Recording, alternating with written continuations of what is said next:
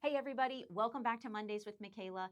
This week, we're going to talk about the fourth big money mistake I see a lot of young professionals make, and that is buying more house than what you need slash what you can afford. And if you look at how much mortgage a bank will approve you for and the income you have to have, I would say I really disagree with some of the mortgages that they'll approve you for. I would think from a financial advising perspective, if I was making that income, I most certainly wouldn't want to have that much of my money going into a house. So I think the first thing is just because a bank approves you for it doesn't mean that it's the most suitable thing for you. And you want to be really responsible with your liquidity, because if you're pushing just the mortgage payment right to the brink of what you can afford on housing, you're really forgetting a lot of the hidden cost of home ownership. If you have a yard, you're going to have to either pay for maintenance or do maintenance. You're probably going to have things break that you have to fix, especially if you're coming from an apartment. You're not just going to be able to call maintenance and have somebody do things for you. So there's a lot of hidden cost of home ownership when you're budgeting. Hey, how much house can I afford?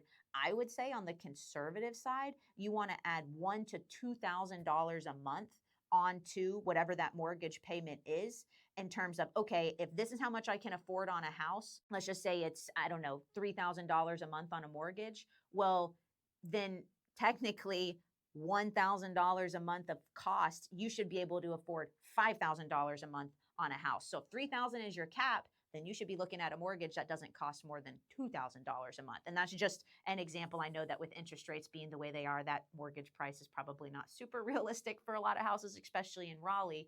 But just to get you thinking about that budget, it's not just the mortgage that costs money when you buy the house. So you want to make sure too, when you have too much in a house, then you can become what we call house rich and cash poor.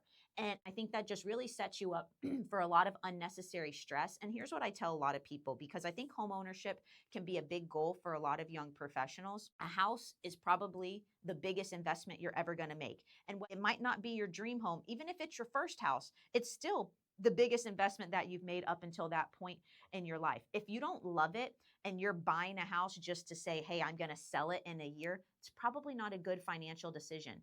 Mortgage rates are good historically right now, but with the way housing prices are, you're probably not going to make money on a house unless you have it for at least 5 years. And this is just my opinion. But if that's the case, you shouldn't make such a big investment with the plan to just get rid of it in less than 5 years. Well, I don't like this house. It's not what I really want, but it's the only thing I can't afford right now.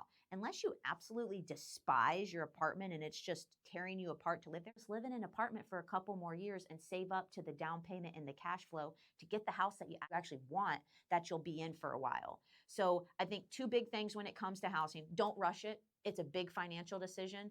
You shouldn't be trying to buy a house and then get out in 1 to 2 years and thinking that that's going to treat you well financially, because it won't.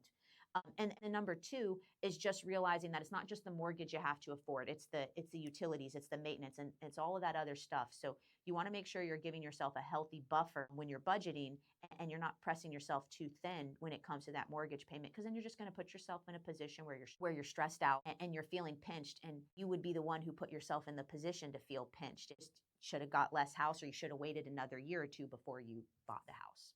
All right. That's it, guys. Tune in last week for the final episode of Money Mistakes. Bye.